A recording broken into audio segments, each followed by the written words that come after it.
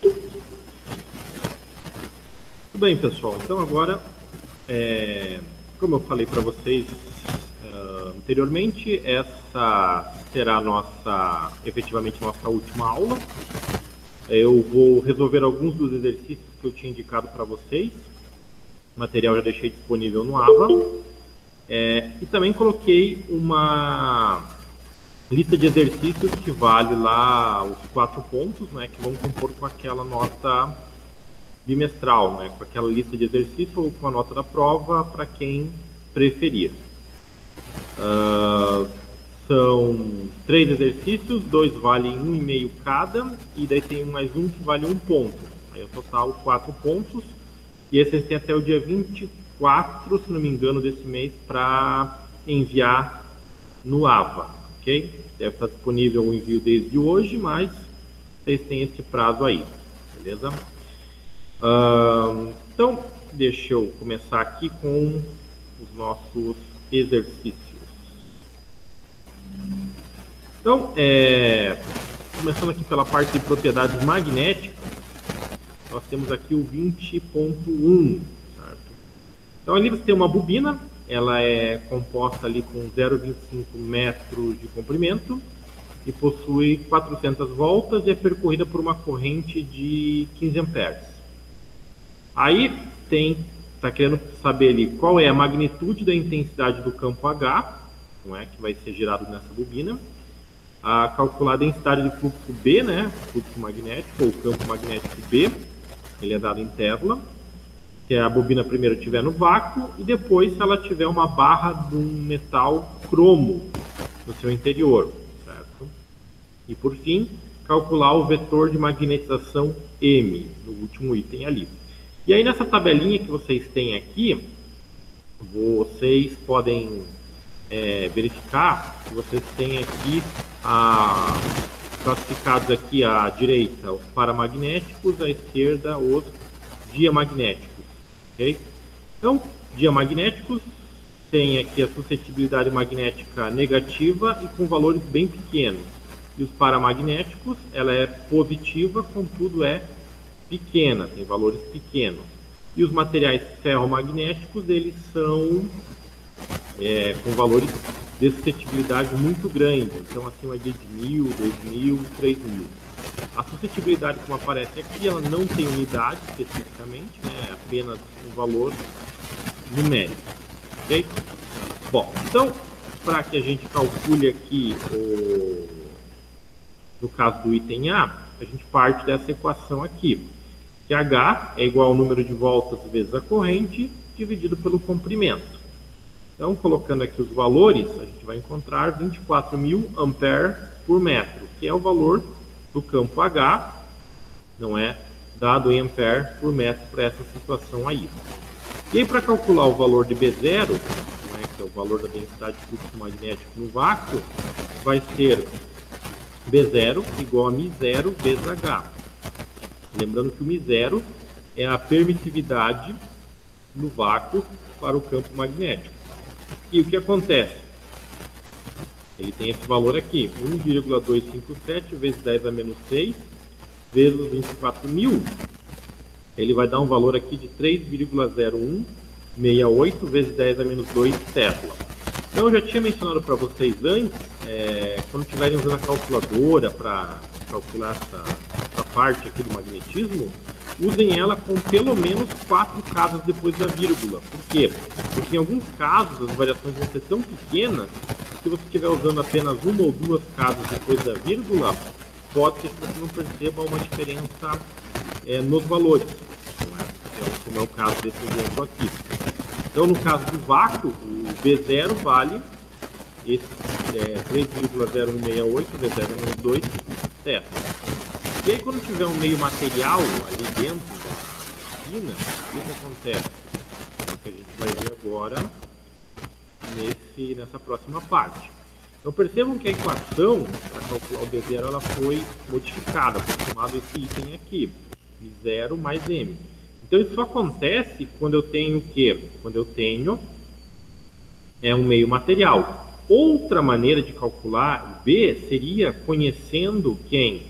O Mi do material. Então, esse μ0 está associado aqui sempre aos meios físicos. No caso do meio sólido, existem os valores para ele. Só que aqui, como a gente não tem essa informação, a gente pode partir desta equação aqui. Então, vai ser B igual a μ0 vezes H, que é o termo do vácuo, mais μ0 vezes M, que é o valor do meio material, né? A magnetização, no caso. Só que esse vetor magnetização, ele pode ser dado através dessa expressão aqui, né? Da suscetibilidade vezes o campo H. Então, combinando aqui os termos, ou seja, aqui eu tenho H, aqui eu tenho μ0, aqui eu tenho μ0 e aqui eu tenho H, eu posso reescrever essa equação aqui como H vezes μ0, que multiplica 1 mais a suscetibilidade, mais o Xm. Esse Xm, eu tenho ele tabelado para o cromo. No caso, se eu voltar aqui, olha só, o cromo, ele vale 3,13 vezes 10 a menos 4. Então, substituindo este valor aqui, dos outros valores que eu tenho, né, o μ0, o H e o Xm, eu vou encontrar aqui, quando eu tenho uma barra de cromo no interior da bobina, no interior da barra, vai ser de 3,0177 vezes 10 na menos 2 Tesla. Então, percebam que aqui o aumento, no caso do campo B, ele é muito pequeno. Você passa ali de 1, você passa ali do 68, né, que seriam os dois últimos significativos, aqui no caso anterior, para 77. Então você tem aqui essa, digamos assim, esse incremento, né, esse aumento no campo B, só que ele é muito pequeno, certo? Isso por conta do cromo ser um material aí para magnético, ok? Bom, então, dando prosseguimento aqui, o vetor de magnetização M é o Xm vezes o H. Então, se eu pegar o Xm vezes o H, vou encontrar aqui 7,51 ampere por metro. Então, esse M ele só aparece para meio materiais sólidos. Gases, para líquidos, ele não aparece, uma vez que a agitação térmica nesses meios, ela praticamente, digamos assim, ela ultrapassa a questão do magnetismo. O magnetismo ele não teria como ser expresso no caso desses meios líquidos e gasosos. Mas já nos meios sólidos, ele tem esse, digamos assim, esse vetor de magnetização aqui para mensurar aí a orientação do material, ok? Bom, então o 20.1 era isso, não é? Depois, se não me engano, na lista que eu passei, o 20.5, trabalhava com um material que daí vocês iam descobrir que ele é ferromagnético, não é? E aí obteria um valor de Xm, né, da suscetibilidade muito mais elevado, ok?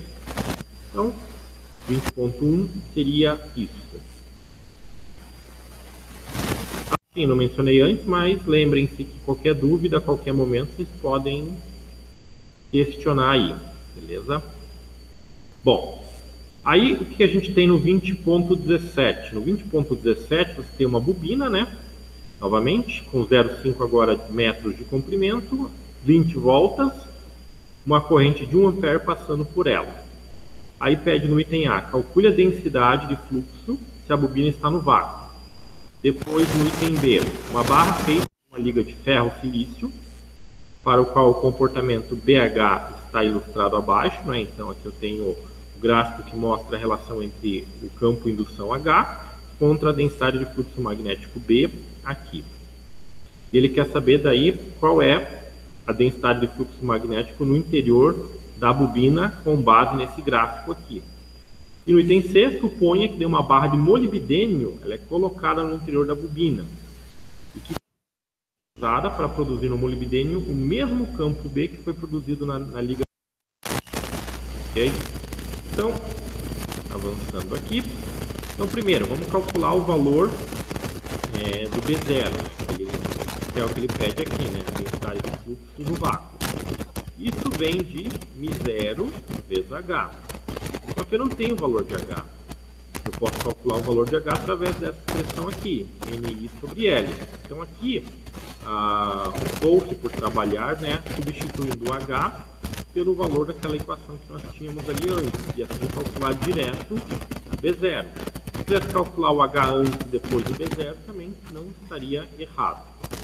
Então, substituindo aqui B0 por 1,257 vezes 10 na menos 6, que multiplica 20 voltas vezes 1 ampere dividido por 0,5 metros. Então, isso aqui vai dar 5,03 vezes 10 a menos 5 Tesla, ou seja, um campo muito, muito pequeno no vácuo, ou seja, sem nenhum meio material ali no interior da bobina. Agora, como é que eu determino o valor? Como é que eu determino o valor de B0, ou melhor, de B, né, do campo B, da densidade de fluxo, para um material feito de uma liga ferro-silício no interior da bobina. Então, primeiro, vamos calcular o valor de H. Por quê? Porque eu tenho a relação de H com B aqui. Então, se eu determinar o valor de H, através dessa curva, eu consigo encontrar o valor de B. Então, aqui, ó, H é N sobre L, 1 dividido por 0,5. Vai dar 40 ampere por metro. Então, eu vou ter que vir aqui no gráfico e procurar 40. Está aqui. 40 ampere por metro. Eu subo nessa linha até encontrar a relação, que é o que representa essa curva aqui. Então, a relação de B com H, encontrei esse ponto aqui. E aí você pega esse ponto e projeta nesse eixo aqui. Então, aqui daria 1,2 Tesla, aqui 1,4, aqui estaria mais ou menos no meio. Então, para um H de 40 ampere por metro, o valor de B no interior da barra de ferro-silício vai ser de 1,3 Tesla. Okay? Então percebam que o campo magnético, nesse caso aqui, ele é bem mais intenso do que no caso anterior. Isso ocorre por quê? Porque eu estou usando um material que tem uma resposta magnética muito intensa. O ferro.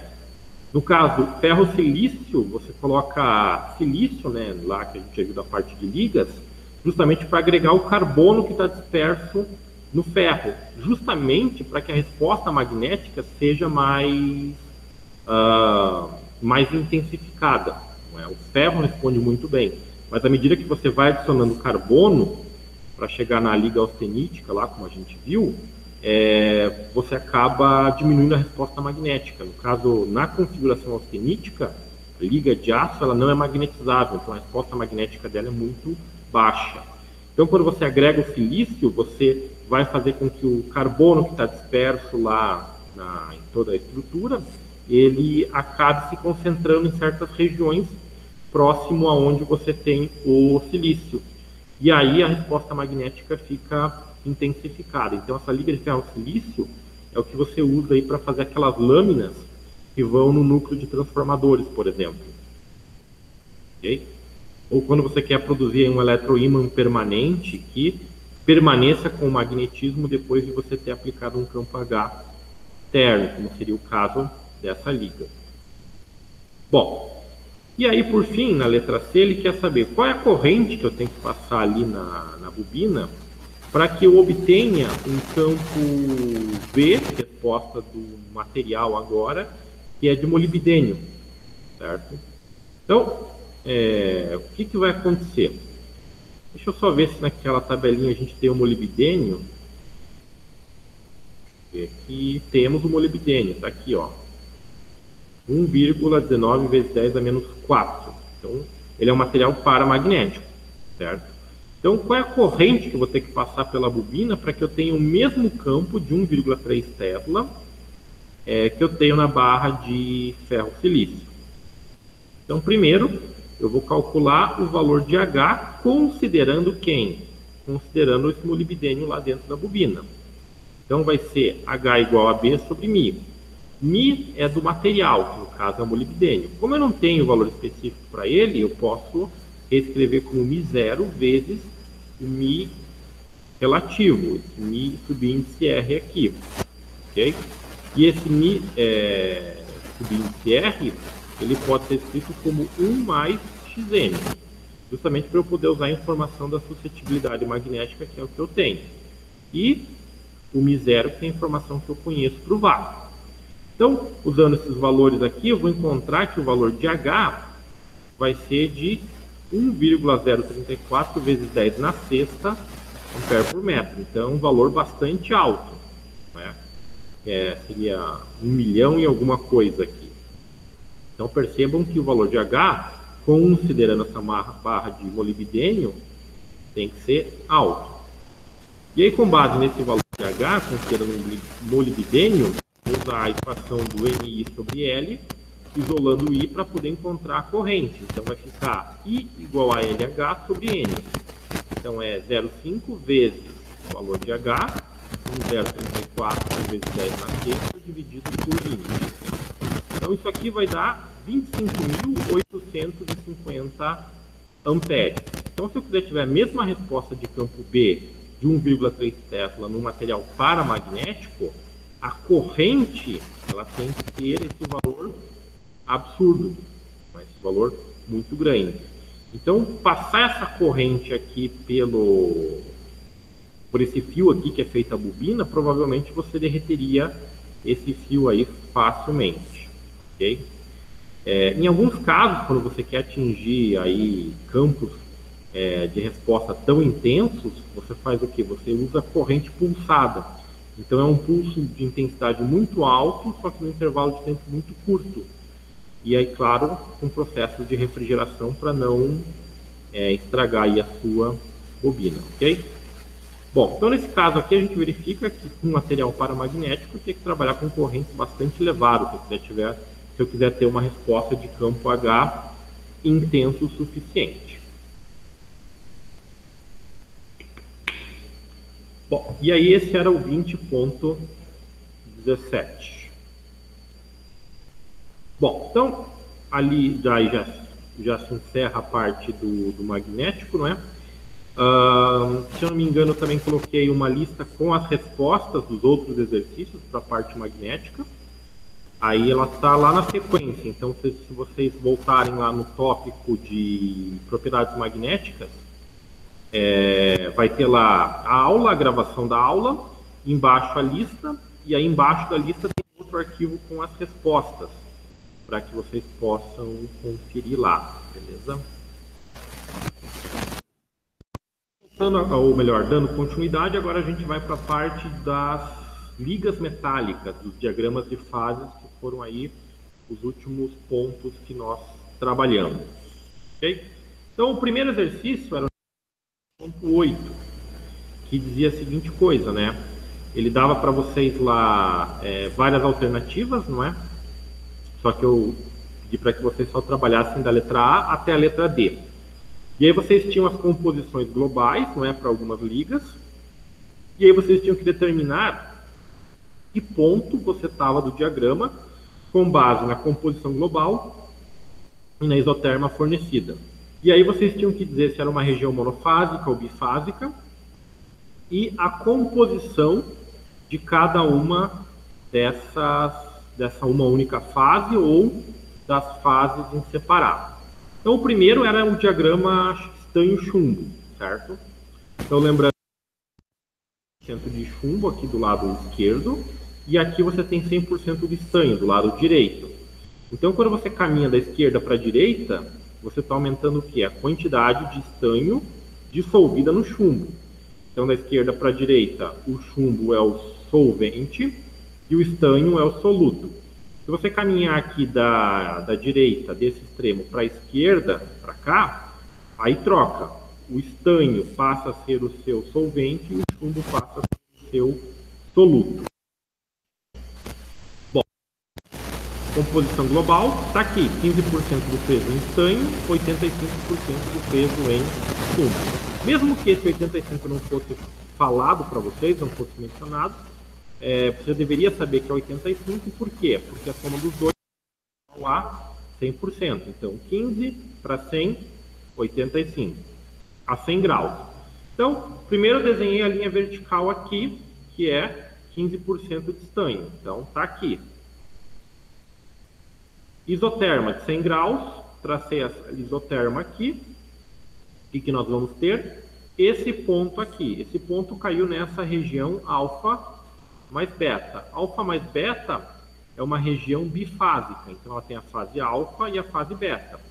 Lembrando que a fase alfa é uma composição de estanho e chumbo, assim como a fase beta, só que o que vai mudar são as proporções. Então, olhem só. C alfa tem 5% de estanho e 95% de chumbo, enquanto que a fase beta tem 98% do peso em estanho e 2% do peso em chumbo. E aí, como é que é determinado isso daí? Através deste pedaço aqui da chamada isoterma, que é esse segmento de reta que pega aqui essa linha de fronteira até esse outro ponto aqui nessa outra linha de fronteira, ok? E aí, o que você tem? Você tem a chamada linha de amarração, que é o que vai te dar as composições. Então, como é que eu determino a composição alfa? Então, a fronteira alfa está aqui. Então, esse ponto aqui você projeta aqui para baixo. E aí você acha C alfa. Então, jogando esse ponto aqui para baixo, está entre 0 e 10, mais ou menos no meio, então é 5% do peso em estanho. Logo, a fase alfa é composta por 5% de estanho, 95% do peso em chumbo. Já a composição da fase beta vem para onde? Para a fronteira beta, que está aqui do lado direito do meu diagrama. Então, pega esse ponto aqui e joga aqui para baixo. Ele está em quase 100. Podemos dizer que seria 98% do peso em estanho e 2% do peso em chumbo, que é o que falta para completar os 100%, ok? Então, daqui a gente também tira a informação que, no caso do diagrama estanho-chumbo, a fase alfa ela é rica em chumbo, não é? Mais de 90%, ela é composta de chumbo, e 5% de estanho. Enquanto que a fase beta é o contrário, ela é rica em estanho e pobre em chumbo, ok? Então, esse aí era o primeiro, era o item A. Então, vamos passar para o próximo. Lembrando que qualquer dúvida que vocês tenham aí é só falar. Professor, minha dúvida é o seguinte. Diga. Esses gráficos surgiram de onde? Oi, pode repetir? Esses gráficos aí surgiram da onde? Ô, André, tá dando microfonia aí, André. Pode repetir, Alex? O som tá meio ruinzinho aqui. O Andrei lá tava falando, tava dando microfonia.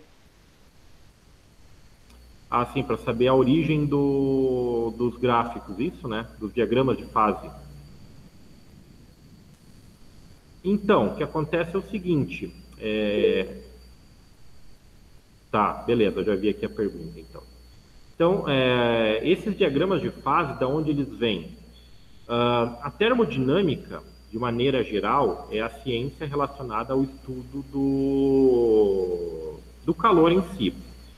E tem uma parte dela chamada de termodinâmica dos materiais, que avalia qualquer material, desde temperaturas aonde ele possa existir lá no estado gasoso, passando para o estado líquido e passando para o estado sólido. No caso das ligas metálicas, esses diagramas foram desenvolvidos justamente para você verificar digamos, o comportamento em relação ao aumento da temperatura, porque você queria poder solubilizar metais de natureza diferente e assim combinar as propriedades deles.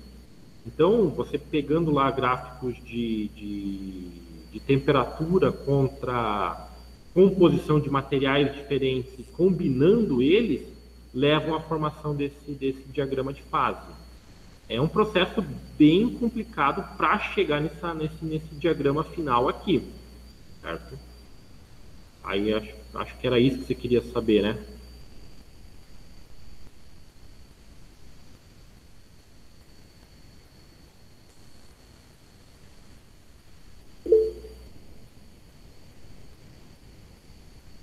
Isso, exatamente. Ele faz um estudo individual, no caso aqui do chumbo e do estanho. Ele pega, digamos...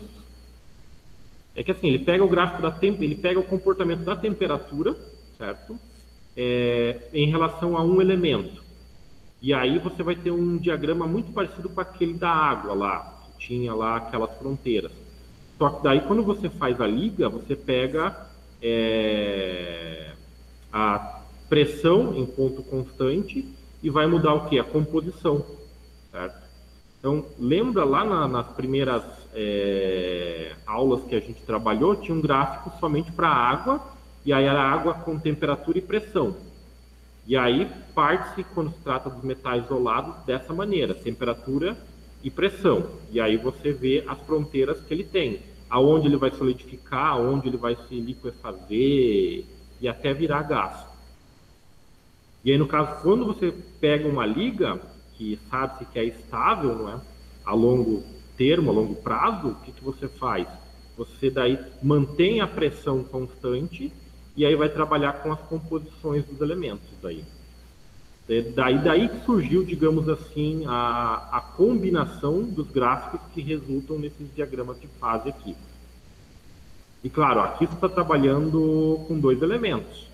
Pegar 3 elementos, aí o diagrama fica bem mais complicado, inclusive entender esses processos que a gente está vendo aqui. Ô professor, Diga. nesse mesmo exercício aí, daria para achar o ponto eutético e o peritético nele aí, não? Nessa reta na horizontal ali onde tem a isoterma, mais ou menos 480 graus, e a outra reta de 380 graus?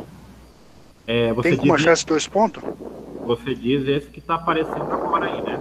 Isso, esse está aparecendo agora, e esse um que está agora na tela aí. Tá, tudo bem. Então é o seguinte, aqueles pontos lá que a gente viu, o eutético, o peritético e o eutetoide, eles estão relacionados com o quê? Com mudanças de fases. No caso do eutético, é sempre de um líquido para um sólido que é bifásico. É sempre isso que vai ser o eutético. Então, no caso aqui, nesse diagrama aqui do magnésio do chumbo, eu tenho o líquido, eu tenho os 2 sólidos aqui embaixo, o alfa mais o Mg2PD. No caso, o ponto eutético dele é esse único ponto aqui, onde ele passa do resfriamento do líquido para 2 sólidos. Ou no aquecimento dos 2 sólidos para um líquido. Isso é um ponto eutético.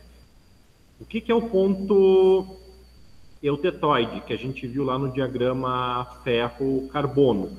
É quando você passa de um sólido para outros 2 sólidos diferentes. É sempre isso. Ok? O peritético é quando você passa de um sólido e um líquido para um outro sólido. Então, aqui no caso, por exemplo, deixa eu ver.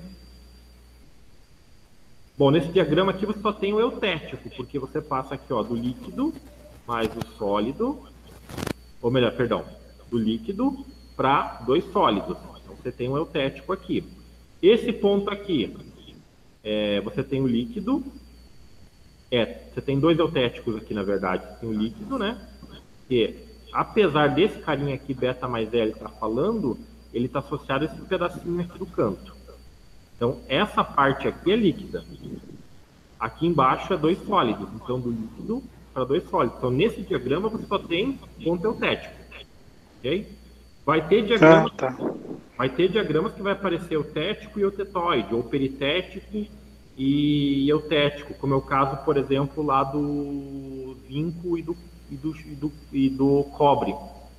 E daí você tem naquela parte do meio ali, você tem esses pontos aí. Ok? Nos próximos, se tiver, o professor podia mostrar, né? Nos próximos exemplos aí, acho que tá no B, acho que vai ter o D, né? Sim, sim. Se tiver, eu mostro isso aí para vocês. Fechou. Tá, então, olha só, novamente, agora sequência aqui, item B, a mesma coisa. A gente vai ter que, né, a partir dessa composição global aqui, 25% do peso em chumbo e 75% do peso em magnésio na isoterma de 425 graus. Então, todo diagrama de fase é sempre um plano. E para você ter um ponto nesse plano, você precisa de 2 informações. Que no caso é composição global e isoterma. Nesse caso aqui, 25% do peso em chumbo. 20 está aqui, 30 está aqui, 25 seria ao longo dessa linha que está aqui no meio, vertical. Horizontal, 425, aqui. Então o ponto está aqui. Cair na região alfa, não é uma região bifásica, é uma região monofásica.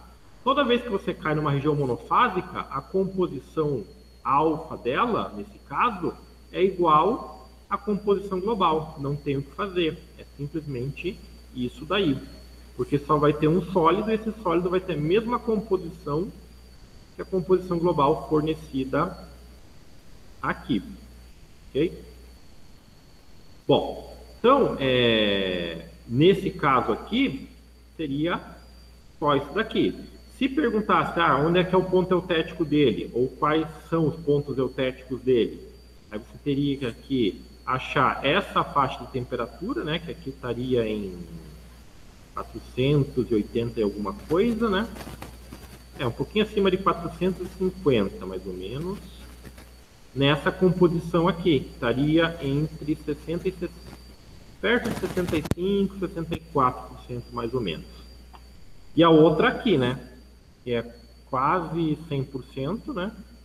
90 e alguma coisa, nessa faixa de temperatura aqui de 250 graus, mais ou menos. Ok? Então, próximo, item C. O item C, muito parecido, o diagrama da cobre-prata com estanho chumbo, ok? Então, composição global, 85% do peso em prata, 25% do peso em...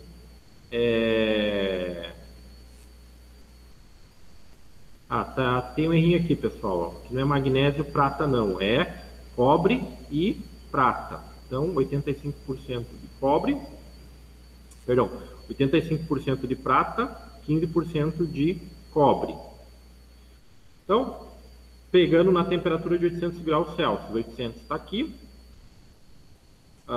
composição 85-25, 85 está aqui, você vai cair nesta região aqui, é uma região bifásica, tem duas fases, um sólido e um líquido.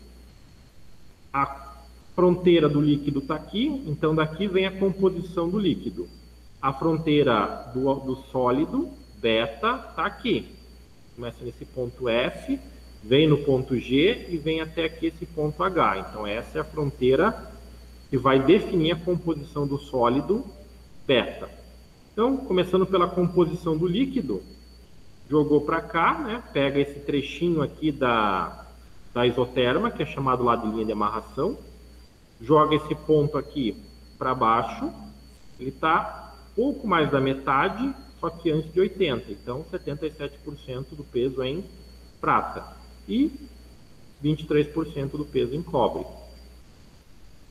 A fase beta é composta aqui então de 92% do peso em prata, 8% do peso em cobre.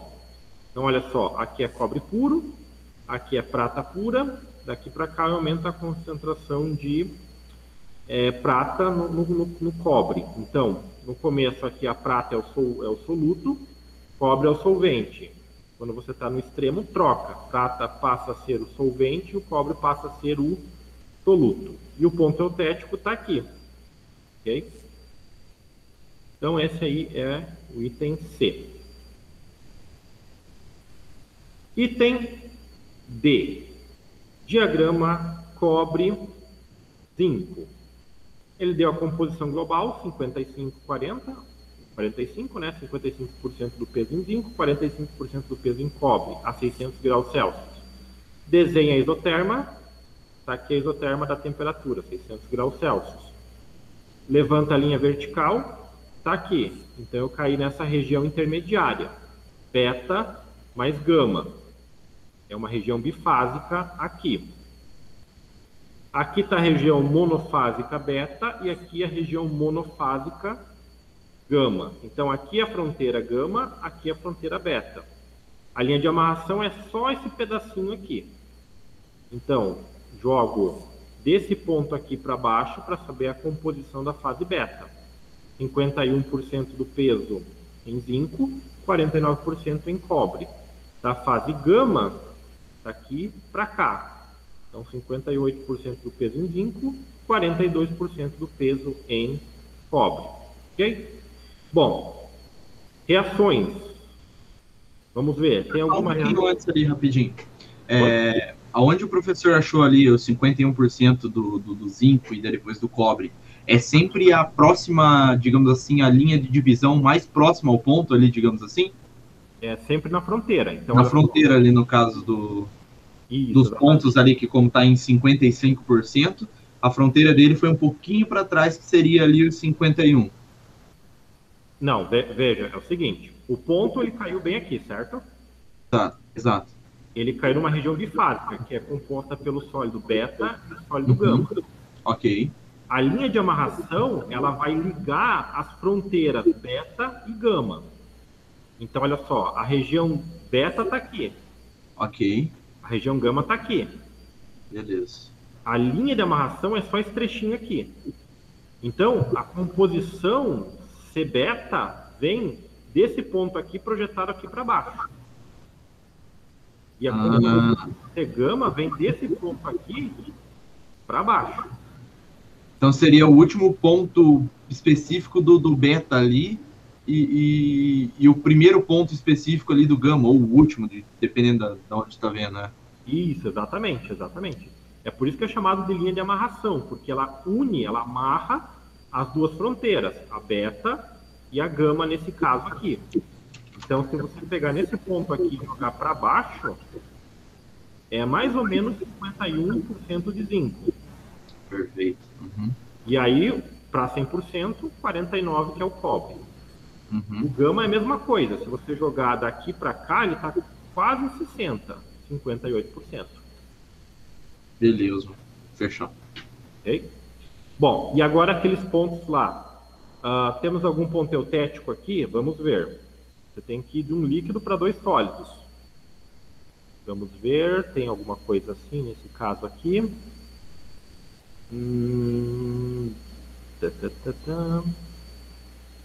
Não. Que é bem nesse meio aqui que vão acontecer esses pontos. Então, tem eutético aqui? A resposta é não, não tem eutético. Por que não? Porque você não vem de um líquido para dois sólidos. O líquido todo está aqui. Você não tem nenhum ponto que tenha essa característica. Mas você tem esse ponto aqui. Você tem um sólido delta que vem para dois sólidos, gama e épsilon. Então, primeiro, esse ponto aqui é chamado de eutetoide, como a gente viu lá no diagrama ferro-carbono, de um sólido para outros dois diferentes. Então, esse é um ponto eutetoide, que vai acontecer aqui um pouco abaixo de 600 e acima de 550, nessa composição aqui que estaria 73%, 74%. Okay? Então, esse aqui é um ponto eutetoide. Ponto peritético, você tem? Você tem. Aqui, ó, gama mais L, que é um líquido, para um sólido apenas, diferente do primeiro sólido. Então, ó, gama mais L no resfriamento para delta. Então, nesse ponto aqui, você tem um ponto peritético. Ok? Então, é muito importante saber a diferença desses pontos aí, do eutético, do eutetoide e do peritético.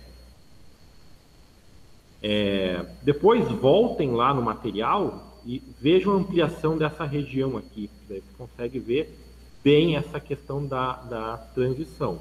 Ok? Mais alguma dúvida nessa questão dos pontos aí? Não? Então vamos dar sequência aí. Bom, então esse aí era o item D, né? Nós partimos ali da composição, da isoterma, achamos o ponto, linha de amarração, aonde você está nas extremidades da linha de amarração com as fronteiras, é o que você sempre vai projetar para baixo para achar as composições, ok? Foi assim nesse, a mesma coisa aqui, né? Olha só, esse ponto aqui projetado para baixo e esse ponto aqui projetado para baixo. Beleza. Então, 9.21.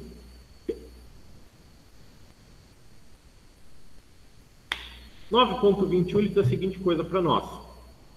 É possível existir uma liga cobre-prata com composição de 20% do peso em prata, 80% do peso em cobre, a qual em equilíbrio consiste nas fases alfa e líquida, com frações mássicas W-alfa de 0,8 e WL de 0,20 ou 0,2. Se for possível, qual será a temperatura aproximada que essa liga se forma? E se tal liga não for possível, explique a razão. Bom, então primeiro, vamos pegar aqui a composição global, certo? Então, tentem ignorar por enquanto essa linha aqui, que eu já vou explicar ela, certo? Então, a composição global é essa linha vertical aqui. Percebam que ela passa por várias fases. Como ele faz essa restrição que você tem que estar na fase alfa e na fase líquida, então você vai ter que cair em algum ponto nessa região aqui. Então, essa área limitada pelos pontos A, E e B, quase se fosse um triângulo, você vai ter que estar em algum ponto aqui. Você não sabe ainda exatamente o ponto, porque você não tem a isoterma definida. Então, você sabe que a fração mássica, W-alfa, que pode ser calculada através dessas composições da fase líquida e da fase alfa, tem que ser 0,8. E que a fração do WL, fração mássica líquida, é 0,2. E ela é calculada através dessas composições aqui, da parte alfa, da parte L, né, e da parte global. Beleza. Só que como é que você vai determinar a isoterma? Nesse caso aqui, você vai ter que passar por um chamado processo de tentativa e erro, ou seja, você propõe primeiro uma isoterma, e aí com essa isoterma você obtém os valores de composição, C-alfa e Cl. E aí você substitui nessas equações aqui em cima e verifica se o que você encontra com essa isoterma que você propôs são valores próximos ou iguais a esses daqui. Se forem, significa que aquela isoterma que você escolheu como tentativa é a isoterma que vai garantir a existência dessa liga, tendo parte líquida e parte sólida. Então, essa isoterma aqui é a nossa primeira tentativa. Ela está entre 800 e 900 graus. Então, no meio do caminho, estamos dizendo que é uma isoterma a 850 graus Celsius. Ok? Então, é a minha primeira tentativa. Pegando a linha de amarração, que é essa linha aqui. Então, esse ponto aqui, eu vou projetar para cá e vou ter a composição C-alfa, que é 8% do peso em prata, 92% do peso em cobre. E esse segundo ponto aqui eu projeto para baixo. Né? Projeto aqui para baixo. E aí isso vai me dar um Cl com 55% do peso em prata e 45% do peso em cobre. Se eu substituir esses valores aqui para calcular o W-alfa, olha só, como é que é calculado o W-alfa? É o Cl menos o C-alfa menos o C0 sobre Cl menos C-alfa. Então, C-alfa é 55 menos 20 do C0 divididos por 55 menos C-alfa, que é 8. Isso aqui dá 0,744. Essa é a fração mássica para essa isoterma que eu escolhi. Ela está de acordo com o que está fornecido aqui? Não. Por quê? Ela é 0,744. O que eu quero tem que estar muito perto de 0,8. Então, como esse valor é menor, essa isoterma aqui não é a isoterma que me interessa. Vamos passar aí para a segunda tentativa. Na segunda tentativa, eu subi em 50 graus Celsius, ou seja, eu estou na isoterma de 900 graus. Então, os pontos C-alfa e Cl vão mudar. Então, ó, C-alfa está aqui, Cl está aqui. Então, projetando isso aqui para baixo, C-alfa agora é 7% do peso em prata e 93% do peso em cobre. E o Cl, 42% do peso em prata, 58% do peso em cobre. Substituindo os valores para calcular o W alfa, eu vou encontrar o que? 0,28, que é menor que 0,8. Então perceba que na nossa primeira tentativa eu estava em 850. Na segunda tentativa eu pulei para 900, eu aumentei 50 graus e eu diminuí. Ou seja, eu me afastei do valor 0,8, não me aproximei dele. Então isso aqui indica que minha próxima tentativa tem que ser abaixo de 850 graus Celsius, que é o que eu vou fazer agora. Vou considerar em 800, então baixei 50 graus. Novamente, vou pegar agora as composições para C alfa e para CL. Então, olha só, C alfa vem daqui novamente. Marcou o ponto, tem que jogar aqui para baixo. 9% do peso em prata, 91% do peso em cobre. Agora, aqui, no caso do CL. CL é 68% do peso em prata, 32% do peso em cobre, certo? Então, pegando esses valores e substituindo aqui no caso da fração mássica, o que vai acontecer? 68 menos 20 divididos por 68 menos 9. Isso dá 0,81, que é próximo do 0,8. Okay? Então, eu posso dizer que essa liga ela é possível na isoterma 800 graus aproximadamente, em que eu vou ter a presença do sólido alfa mais o líquido. Okay? Então, essa aí era a resolução do 9.21. Uma tentativa que poderia ser feita para resolver esse cara aqui seria desenvolver isso aqui como se fosse um sistema de duas equações, duas incógnitas. O problema é que daí as contas não vão bater e a resposta não vai chegar por aí. O caso tem que realmente fazer por tentativa e erro. Ok? Alguma dúvida nesse daí ou podemos avançar? Avançamos. Sem dúvida. Beleza, então vamos avançar aqui.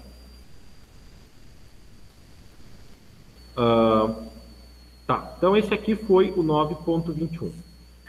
Ô, professor. Opa, diga. Você pode voltar só um pouquinho ali? A fração mássica, quando você pedir, no caso, a fração mássica, vai ser sempre depois que você, tipo, no caso, para mim aqui, ó, eu tenho um professor que já tem as manhas ali, é mais rápido e direto no ponto, né? Mas para a gente não se perder, por exemplo, a gente podia achar o C1 lá, o C alfa e o C beta, para daí colocar na fórmula, para não se perder, né? Isso, exatamente. No caso é o que foi feito aqui embaixo, né? O C alfa está aqui, ó, certo? E o CL está aqui. Eles foram determinados da mesma maneira que a gente determinou ali nos slides anteriores, né? Você pega só esse pedacinho aqui da isoterma e aí projeta a linha aqui para baixo. Aqui no caso desse ponto aqui, como ele vai descer bem rente aqui perto dos 10%, eu posso dizer que é próximo a 9%, ou 9% do peso em prata. E aí você traça uma outra linha vertical, né, que desce desse ponto para cá. Então aqui está 70%, né? Como ele está descendo aqui próximo, aqui seria 68% do peso em prata. Daí assim você escreve a composição C alfa e a composição CL. Lembrando que o C alfa, a soma desses dois caras tem que dar 100%, porque é a liga, é a soma dos materiais. Então 9% de prata mais 91% de cobre dá o 100% desse sólido alfa aqui. E 68% de prata mais 32% de cobre dá o 100% desse líquido aqui, que é composto por prata e cobre. Beleza então, professor. Obrigado. Imagina. Tá. 9.24. 9.24, ele diz a seguinte coisa, né? Bom, o enunciado não está completo aqui, mas ele pede para que vocês peguem lá os itens A, B e D, daquele exercício 9.8, e calculem as frações mássicas e as frações volumétricas dos sólidos, ou seja, quantos por cento em termos de volume vai ser alfa, quantos por cento vai ser beta, E quais são as frações da parte alfa e da parte beta, ok? Então, para fazer isso, primeiro, a gente parte lá da composição global e encontra as composições alfa e beta, no caso aqui, do chumbo estanho, ok? Então, pega lá, de novo, a composição global e a têmpera e a isoterma, você tem esse ponto aqui. Esse ponto aqui é alfa mais beta. Composição do sólido alfa, 5% dele é estanho, 95% é chumbo. Sólido beta, C-beta, 98% dele é estanho, 2% é chumbo. E aí, para calcular a fração mássica, vem dessa equação aqui. C-beta menos C0 dividido por C-beta menos C-alfa. Então, C-beta, quanto que é o C-beta? 98. Tem 98 aqui. Menos 15. Esse 15 da onde que vem? Do C0 aqui em cima. Aqui embaixo, 98 menos 5. 5 vem daqui do C-alfa. Então, fazendo essa conta aqui, a fração mássica, W-alfa, vai ser de 0,89. Ou, se você multiplicar por 100, 89%. E a fração mássica do beta vai ser 0,11. Por que eu não calculei aqui a fração mássica? Porque é o que falta para fechar 1. Então, de 0,89 para chegar em 1 é 0,11. Ok? Então, aqui a gente tem as frações W alfa e W beta para esse cara aqui. Bom, e agora, para determinar o que ele pede na sequência, que é a parte da fração volumétrica. Então, a fração volumétrica, ela é dada por essa equação aqui. Então, porque a gente passou lá no material, quando a gente viu, acho que diagramas de fase 2, se eu não me engano, ou 1, mas está num desses dois materiais. A fração volumétrica é essa razão aqui de fração mássica pela massa específica do sólido alfa, dividido pela soma da fração mássica do alfa mais a massa específica do alfa, com a fração mássica de beta pela massa específica do beta. Só que eu não tenho essas massas específicas, eu tenho que calcular ela antes. Também é dado por essa equação aqui que eu mostrei lá para vocês. Tem até um exemplo que a gente fez, que eu passei lá para vocês, que isso aqui é calculado. Então, qual vai ser a massa específica? Lembrando que uma liga é uma mistura de duas substâncias. No caso aqui, chumbo e estanho. Então, a massa específica para essa liga vai ser algo, nesse sólido alfa, vai ser alguma coisa entre a massa específica do estanho e do chumbo. Então, aqui fica 100, que vai ser dividido por a composição de estanho no alfa, né? Que no caso é 5, divididos pela massa específica do estanho, que é 7,29. No caso aqui, 7,29 gramas por centímetro cúbico. Aqui, a massa específica do chumbo é 11,27 gramas por centímetro cúbico, e a composição do chumbo no sólido alfa é 95%. Então, esses valores daqui, eles vêm dessa informação aqui, ó. 5,95. Que é o que eu coloquei aqui. Então, fazendo essa conta aqui, você vai encontrar que a massa específica do sólido alfa é de 10,97 gramas por centímetro cúbico. Ou seja, ela é maior do que o estanho e menor que o do chumbo. Mais próximo do chumbo do que do estanho. Por quê? Porque a maior parte desse sólido aqui é o quê? É chumbo. 95% do peso dele é chumbo. Okay? Então a gente vê como essas coisas, essas composições se refletem nas propriedades físicas, aqui no caso da massa específica. E a massa específica para o sólido beta vem daqui. Composição do estanho no sólido beta pela massa específica do estanho, mais a composição do chumbo no sólido beta pela massa específica do chumbo, ok?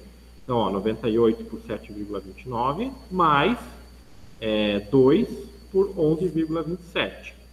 E aí percebam que a massa específica, no caso do sólido beta, ela é 7,34 gramas por centímetro cúbico. Ela é mais próxima da massa específica de quem? Do estanho. Por quê? Porque cerca de 98% desse sólido, o peso dele, vem do estanho e 2% do chumbo. Então, aqui a influência do estanho é maior. Aqui em cima, no alfa, a influência do chumbo é maior. Então, as propriedades físicas se refletem dessa maneira. Então, aqui eu tenho a massa específica do sólido alfa e aqui a massa específica do sólido beta.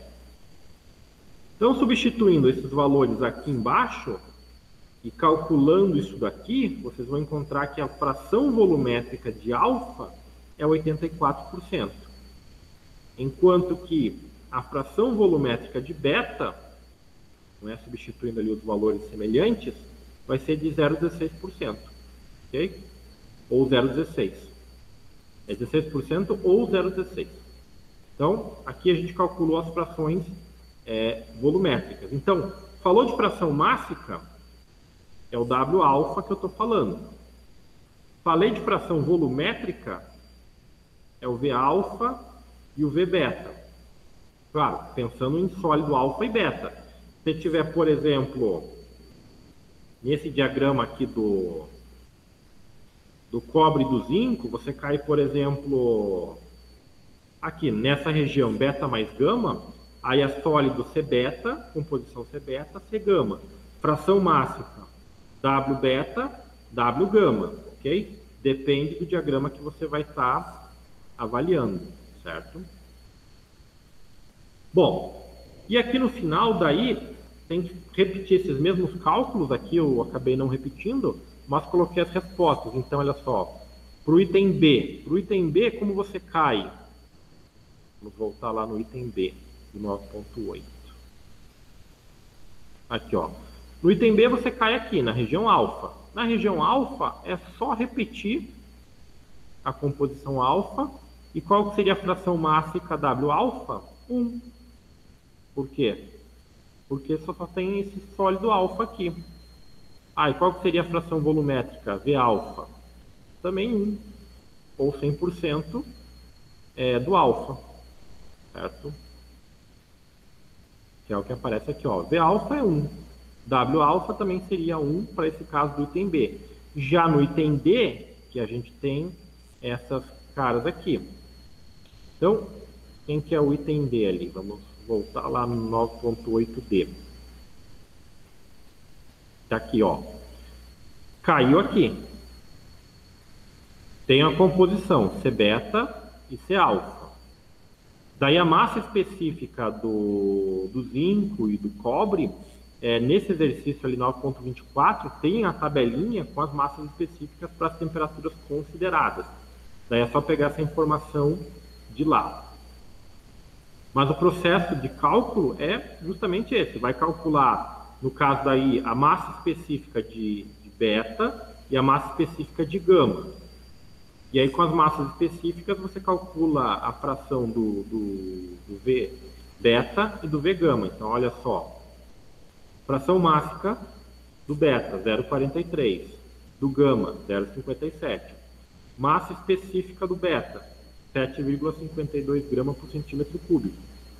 Massa específica de gama, 7,39 gramas por centímetro cúbico. Fração volumétrica de beta, 0,43. Fração volumétrica de gama, 0,57. Ok? Bom, daí o que eu tinha nesse caso aí, dessa resolução de exemplos, era isso aí. Se vocês tiverem dúvida em mais alguma coisa, fiquem à vontade aí para perguntar.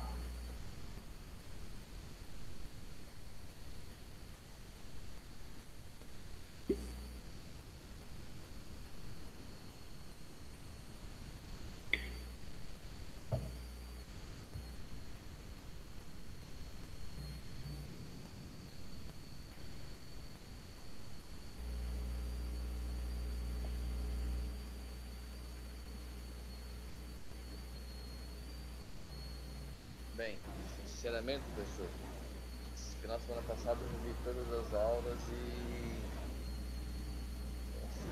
particularmente com muita dificuldade, mas hoje com essa introdução, amanhã eu vou procurar rever as aulas passadas de novo e tentar resolver para depois confrontar com o que eu consegui hoje aqui.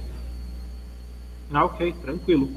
E ainda nem. Eu só olhei aquele exercício que pode ser em substituição à prova e fiquei assustado. Mas vamos lá, vamos ver se com a aula de hoje a gente consegue fazer alguma coisa. Tá. Então, com relação àquele exercício, não se deixem assustar pela forma estranha dos diagramas de fase. Porque ali o que é perguntado? Para você primeiro identificar se tem pontos como eutético, eutetoide e peritético. Uhum. Então, tem que passar na seguinte coisa. O que define um ponto? O que define... O Lucas não está ouvindo nada? Está todo mundo ouvindo aí bem? Sim, é que o Carlos está bem baixinho o microfone dele. Melhorou agora ou não? Alô, alô? Melhorou, Carlos. Opa, beleza, vamos lá. Eu questionei sobre o primeiro exercício que é para entregar. Tá. Que pode ser em substituição à prova, né? Eu particularmente fiquei bem assustado com aquele diagrama de fases. Tudo bem. Então, o que acontece é o seguinte, diagrama de fase é um negócio feio mesmo. Vão ser poucos os diagramas de fase. Oi? Alguém falou? Não, professor, pode continuar. Ah, tá, beleza. Então, assim, diagrama de fases, eles são os mais comuns. O diagrama de fase é que nem esse daqui. Cobre zinco, bem feio. Um troço cheio de coisa intermediário, nada amigável. Então, o que acontece lá? Naquele diagrama de fase específico, acho que do Hafnil pode ser encarado como uma girafa. Bismuto. Lá, só que lá do Hafnil Vanadium, o que acontece? Vanádio. Lá você não tem especificado as bifases, no caso os sólidos bifásicos. Aparece apenas o quê? Sólido monofásico. Ok? Então, o que você tem que entender? Que se aparece uma região vazia, sem nada, você tem que entender que aquilo é uma bifase, é um sólido bifásico. Se aparece uma região como essa daqui, com uma letra grega, é um monofásico, é um único sólido. Ok? E aí, o que você tem que fazer lá? Você tem que procurar pontos que vão ser aquelas reações ali, a eutética, eutetoide e peritética. Então, o que é uma reação eutética? Você vai olhar no diagrama e vai procurar alguma coisa que seja parecido com isso aqui. Só mudei de diagrama aqui para ilustrar. O ponto eutético. Está procurando ver se tem eutético, vai ter que ser parecido com isso aqui. Você vai ter que ter uma região líquida e um único ponto, uma única temperatura, uma única composição que te faz ir de um líquido para dois sólidos. Isso é eutético. Ah, mas se tiver uma região muito pequenininha que ele passa ali de um líquido para um líquido mais um sólido, depois dois sólidos. Já era. Não é eutético. Esqueça. Voltando aqui no caso do diagrama cobre-zinco, também vulgo girafa ou tamanduá. Tem ponto eutético aqui? Vamos olhar. Aparentemente eu não tenho nenhum ponto como aquele do diagrama anterior que eu venha de um líquido para dois sólidos, certo? Aparentemente eu não tenho aqui tal situação. Ah, desse ponto aqui, não, você vem de um líquido para um sólido mais um líquido. E depois para dois sólidos, não é. Aí tem o outro ponto lá, o ponto eutetoide. O que é o eutetoide? É quando você vem de um sólido, de uma única espécie, para dois sólidos de duas espécies diferentes. Então, nesse diagrama aqui, por exemplo, onde é que está o eutético? Está bem nesse pontinho aqui, na ponta do mouse. Você vem do delta, sólido delta, para um sólido gama mais épsilon. Esse cara aqui confunde um pouco, porque parece que ele está indicando aqui, mas esqueçam, ele está indicando essa região aqui, né? Ele tem fronteiras aqui, é uma outra região. Então, esse ponto aqui você desce, você vem do delta para o gama mais epsilon. Isso é um eutetoide, ok? E o peritético? O peritético de um sólido mais um líquido para um outro sólido diferente, daquele primeiro sólido ali, ok? Então, nesse ponto específico aqui é um peritético, certo? Naquele diagrama do Hafnium e vanádio, o que tiver em branco nessas regiões aqui são regiões bifásicas, encara como uma região bifásica. Então, digamos que, no caso, fosse mostrar esse diagrama, aí você teria aqui alfa e aqui beta, e aqui tudo branco. Aí você encara como alfa mais beta, ok? Deixa eu pegar o magnésio chumbo aqui. Olha só, magnésio chumbo, que tem essas coisas aqui. Esse tem eutético? Esse tem eutético. Olha só, esse ponto aqui. De um sólido L para dois, de um líquido L para dois sólidos. Alfa mais esse Mg2Pb. Isso aqui são aqueles chamados compostos intermetálicos, mas se encara eles como sólidos, certo? Então, nesses diagramas que aparecem uma única fase lá, no caso, é representado assim. Se não tiver nada representado, você considera como uma bifase. E quais serão as componentes? Você vê quem está dos dois lados. No caso, se esse cara aqui tivesse sumido, se não soubesse ou tivesse apagado isso aqui, o que aconteceria? Você poderia dizer que é alfa mais L. Por quê? Porque de um lado você tem L, do outro lado você tem o alfa. Ok? Acho que isso já ajuda um pouco mais vocês, né?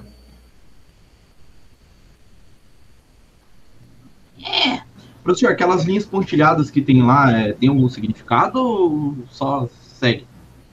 As linhas pontilhadas de fronteira que você fala? Porque na verdade, assim, ela tem um desenho ali de todo o gráfico e tal. Uhum. Aí entre o líquido e o vanádio, ele tem, por exemplo, como se fosse um arco que começa normal, daí ele pontilha. Fica tracejadinho. Espera aí, deixa eu... Quer ver? Eu tô com ele aberto aqui, se quiser eu posso mostrar. Você diz essas linhas pontilhadas que nem nesse diagrama do cobre zinco aqui? Pode ser. Então, todo diagrama de fase, quando tem essas linhas pontilhadas, significa que essa fronteira não é bem estabelecida. Ela varia. Então, se eu pegar, por exemplo, uma liga de cobre e zinco numa composição específica e fizer um diagrama de fase para essa liga, eu vou encontrar essa fronteira aqui. Se eu trocar de liga, mesma composição, essa fronteira pode ser um pouco mais alta, um pouco mais baixa. Então, isso só vai acontecer nesses compostos intermediários, eles não são compostos estáveis. São compostos que, se você der um pouco de calor para eles, você vai ter segregação de material, você vai ter mudança de fase. Então, na verdade, a linha ali do trabalho, ela fica mais parecida como se fosse aquelas perninhas ali, ó. Pode ver que ela tem bastante dela, linha inteira, e depois no final ela pontilha, é isso? Aqui embaixo, né? Isso, exatamente, Mas eu acho que é o mesmo raciocínio. Mesmo raciocínio, isso. Exatamente, a mesma coisa. Então, isso aí faz parte das características mais aprofundadas dos diagramas de fase, que como a gente não vai trabalhar com metalurgia, nem com ligas propriamente nesse curso, então isso a gente não trata daí. Professor, Diga. esse mesmo exercício que está lá para a gente fazer, que valendo lá os 6 pontos, aquele primeiro exercício, ele fala que é para achar as reações de resfriamento. Esse seria a composição? Na verdade, assim, resfriamento ou aquecimento, ele pode ser os dois casos. No caso, que é a reação do ponto, né? Porque o eutético ele se forma no resfriamento ou no aquecimento, dependendo de como você varia. Mas no resfriamento seria, no caso, vou pegar aqui, peraí. Então, olha só, o resfriamento seria você partir dessa parte líquida e descer ao longo dessa linha aqui para já a composição. Seria basicamente isso daí. Ah, tá. Mas dali a gente vai dizer o seguinte, na tal temperatura ele se encontra na fase alfa ou beta, no estado líquido ou de dois sólidos ou de um peso Isso. sólido, é isso, né? Exatamente. Digamos, por exemplo, que você pega aqui. Vamos pegar essa linha aqui, nesse ponto aqui, 900 graus, certo? Uhum. Então, no diagrama cobre-prata, 900 graus, você tem somente líquido. Líquido.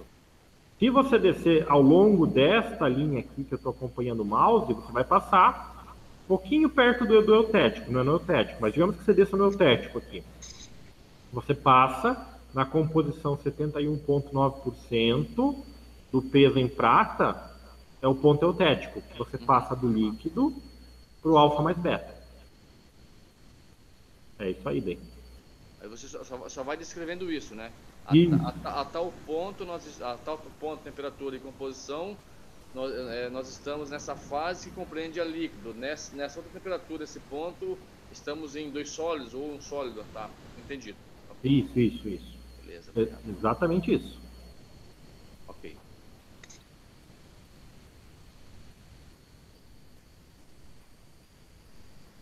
Se tiverem mais dúvidas, manda lá.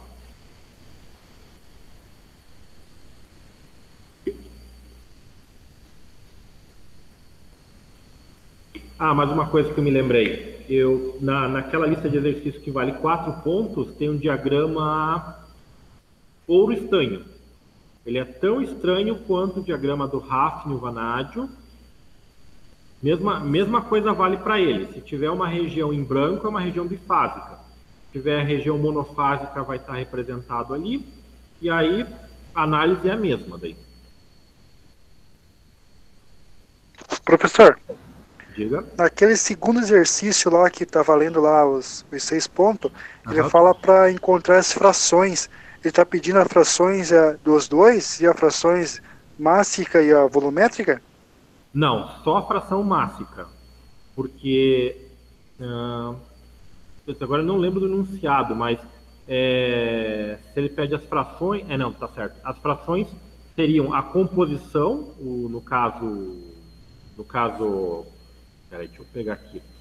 Digamos que seriam esses caras aqui, o Cl e o C-beta, mais o WL e o W beta, se fosse o caso aqui.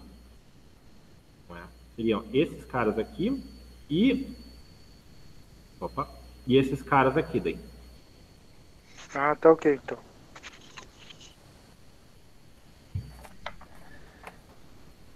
Ô, professor, Diga. enviei um e-mail para você no começo da semana. A gente não enviei errado o e-mail lá, não sei se você recebeu. Eu recebi, só que essa semana, como eu tive que dar atenção para o pessoal dos TCCs, corrigir TCC e mandar ficar num vai e volta assim, eu quase não tive tempo de olhar. Eu vi que chegou e-mails, só que eu não tive tempo de responder. Daí amanhã eu vou ter uma folga, daí eu vou conseguir dar uma olhada nisso daí. Ah, beleza, então, professor. Pensei que eu tinha mandado errado, talvez. Não, eu recebi, só que essa semana realmente foi bastante puxada e eu acabei não conseguindo responder os e-mails ali. Pois é, professor, também fiquei meio perdido lá naquele 1 lá, por causa desses pontos vagos lá, né? Uhum. Daí o que acontece? Eu tentei traçar uns pontos lá para ver, aí no que eu fiz lá, eu achei os 3 pontos lá. Não sei se aquele diagrama apareceria os 3 pontos mesmo ou não, entendeu? Mas pelos cálculos que eu fiz ali, eu consegui achar os 3 pontos lá daí. Tá. Eu dou uma olhada lá, daí amanhã eu te respondo. Daí. Tá, beleza então, professor. Beleza.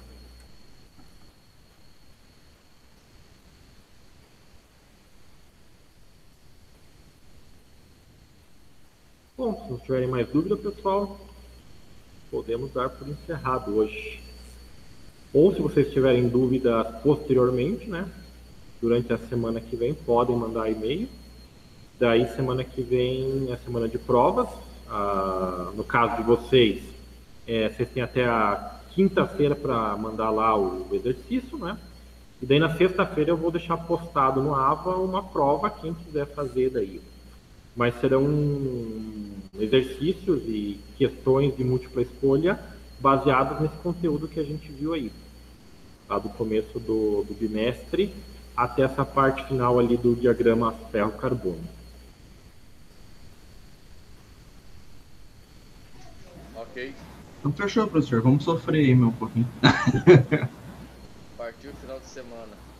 Isso aí. Mas final de semana vai estar tempo ruim, vai estar frio, não vai dar graça sair de casa. É isso aí. Fechemos as portas, o portão e se atraquemos nisso aí.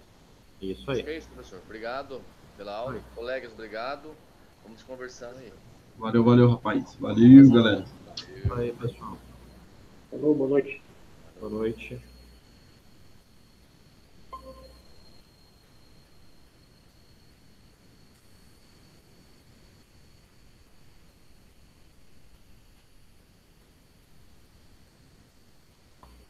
Ô, professor, Diga. quando a gente estiver traçando uma daquela global lá, você pode ter várias isotermas no mesmo ponto, né? Na Sim. mesma global, né? Sim, numa região você tem uma série de isotermas. Então, você pegar, por exemplo, ali uma região que nem tinha ali no diagrama cobre-prata, e você tiver numa região alfa mais L, por exemplo, ali de, se não me engano, de 900 até 1000, você tem todas as temperaturas possíveis de 900 a 1000 são isotermas ali naquela região.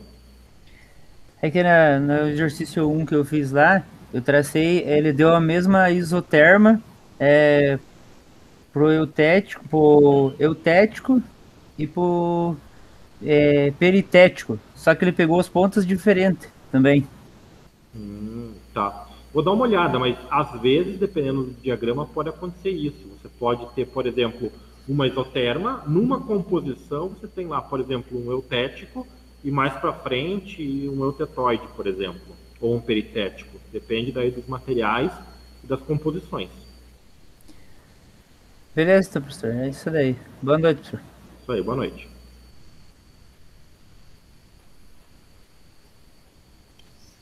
Boa noite, professor.